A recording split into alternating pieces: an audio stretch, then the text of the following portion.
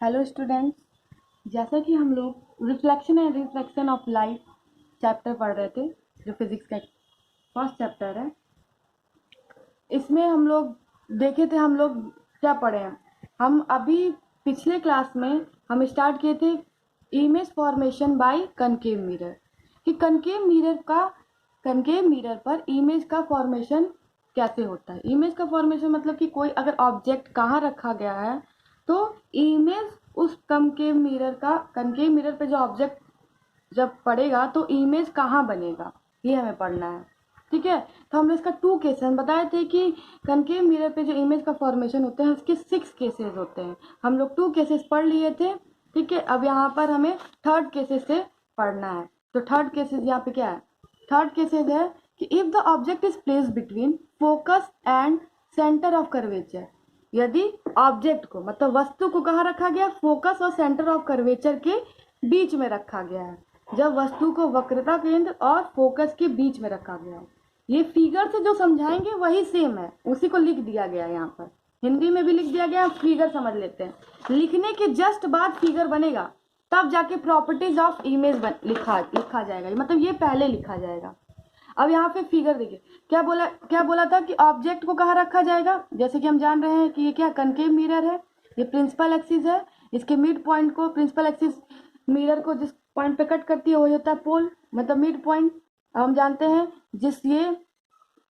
ये मिरर जिस भी स्फेरिकल बॉल का पार्ट है उसको कहते हैं, उसके सेंटर को हम कहते हैं सेंटर ऑफ कर्वेचर। क्या कहते हैं? उसके केंद्र को कहते हैं वक्रता केंद्र।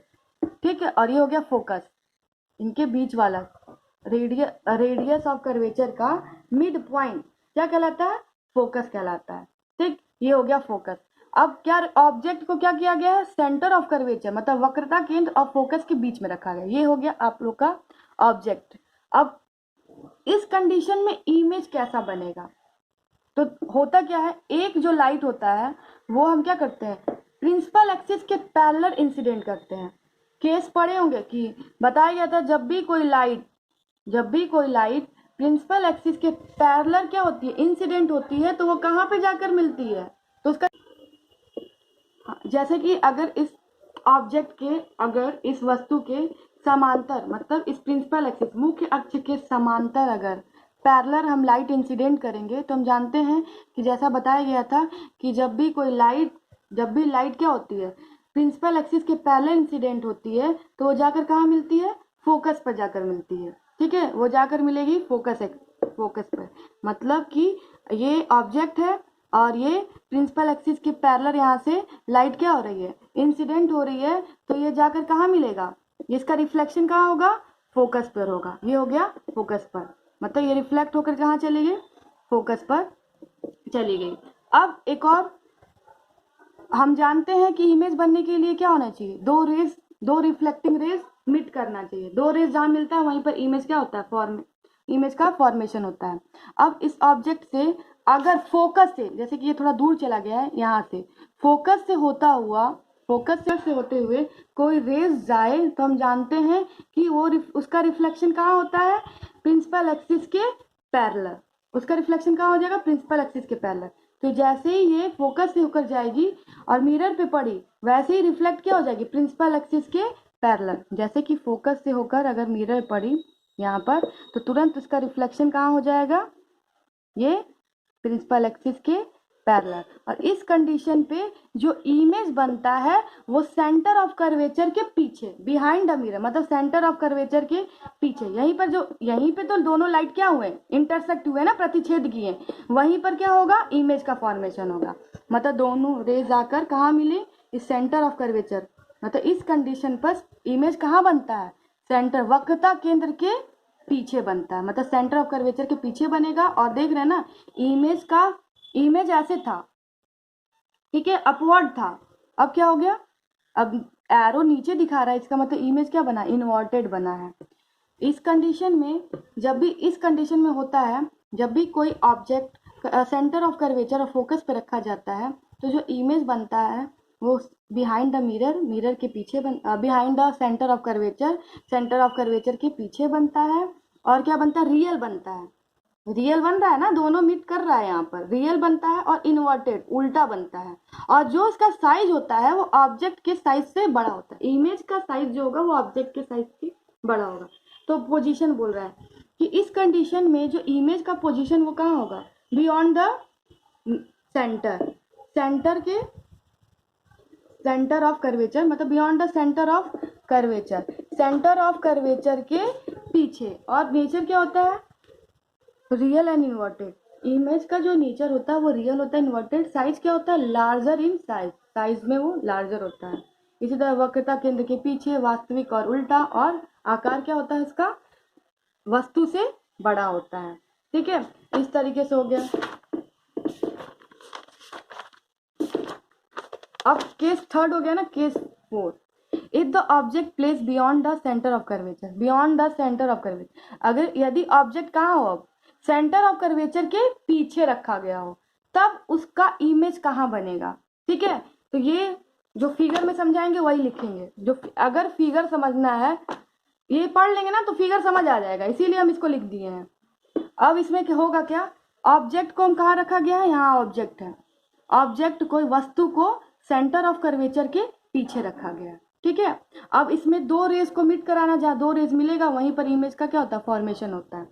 अब होगा क्या, एक रेज अगर क्या हो रहा है, हम जानते हैं अगर एक रेज फोकस से होकर जा रहा है, फोकस से होते हुए इस मिरर में पड़ रहा है, तो हम जानते हैं कोई भी रेज अगर फोकस से होकर जाती है तो उसका रिफ्लेक्शन कहाँ होता है, प्रिंसिपल एक्सिस के पैरेलल। हो गया रिफ्लेक्शन इसका, कहाँ हो गया, प्रिंसिपल एक्सिस के पैरेलल।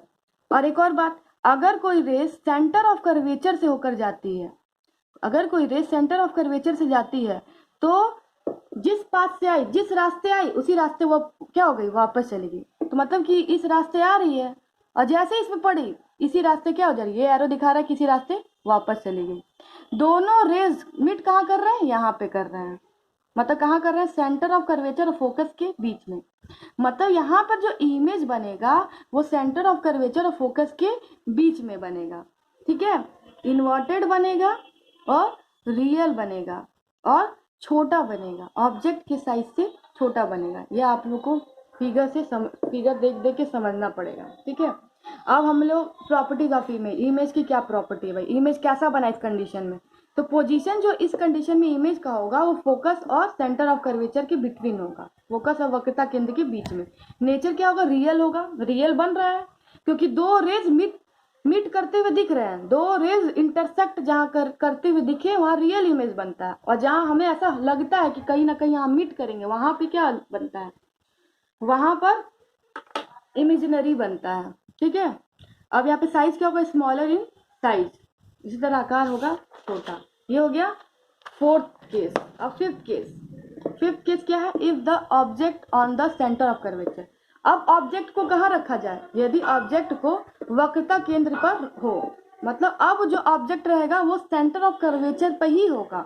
तब इस कंडीशन पे क्या होता है, जब ऑब्जेक्ट सेंटर ऑफ कर्वेचर पर होता है तो इमेज भी सेंटर ऑफ कर्वेचर पे ही बनता है, मतलब उसी पे ही बनेगा, इन्वर्टेड बनेगा और सेम साइज। अब होगा क्या, अब ऑब्जेक्ट को यहाँ पर क्या कर दिया गया है, ऑब्जेक्ट को सेंटर ऑफ कर्वेचर के बीच में रख दिया गया है।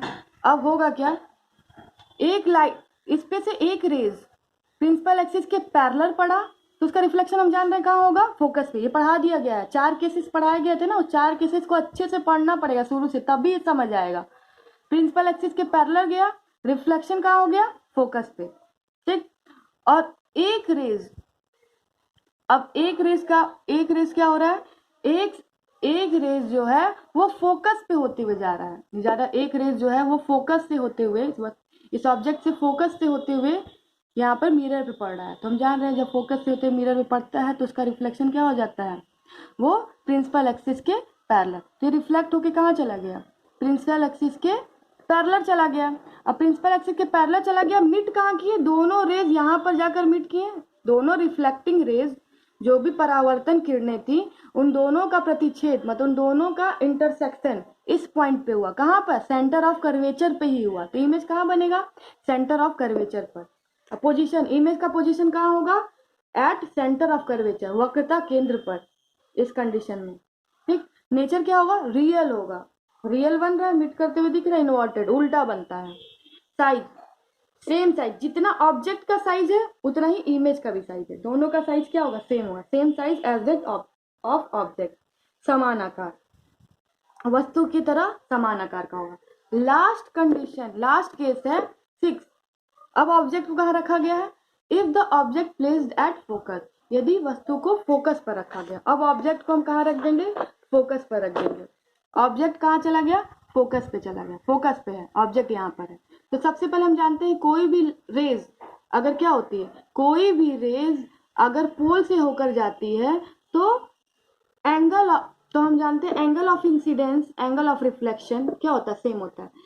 अगर वो पोल से होकर जाएगी तो ये क्या होगी, ये रिफ्लेक्शन के टाइम जो रेज होती है वो बैंड हो जाती है, मतलब लॉ ऑफ रिफ्लेक्शन बताया गया था ना, angle of incident, angle of reflection दोनों क्या हो जाते हैं, इक्वल हो जाता है। तो ये थोड़ा बैंड हो जाती है, बैंड हो गई, तो जो एंगल बना, angle of incidence, angle of reflection, वो दोनों क्या हो गया, सेम।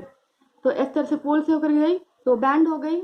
इसी तरह कोई रेज कहीं से आ रही है रेज, और वो कहाँ से होकर जा रही है, सेंटर ऑफ कर्वेचर से, सेंटर ऑफ कर्वेचर से होकर जा रही है रेज, अगर इस मिरर पे पड़ रही है तो इसका रिफ्लेक्शन कहाँ होगा, रिफ्लेक्शन भी कहाँ होगा, जिस पाथ से आई उसी पाथ पर, जिस रास्ते गई उसी रास्ते से वापस आई। तो दोनों रेस देख रहे हैं कि आगे कहीं नहीं मीट कर रहे हैं, कहीं मीट नहीं कर रहे हैं, मतलब ये कहीं हमें इनफाइनाइट, कहीं अनंत पर मिलता हुआ क्या होगा, ऐसा महसूस होगा कि ये यहाँ नहीं मिल रहे हैं तो कहीं ना कहीं किसी ना किसी अंत पर ये इन दोनों रेस कहीं ना कहीं मिलेंगे, इस पोजीशन पर देखा गया है।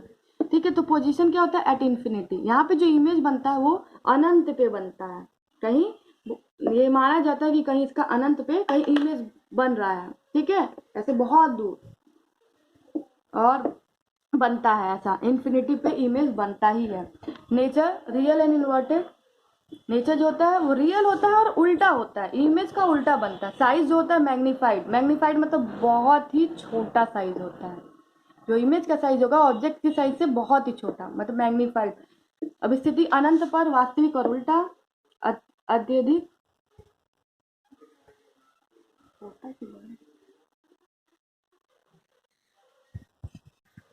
हाँ, तो इसका साइज होता है वो अत्यधिक बड़ा होता है, ठीक है, मैग्नीफाइड।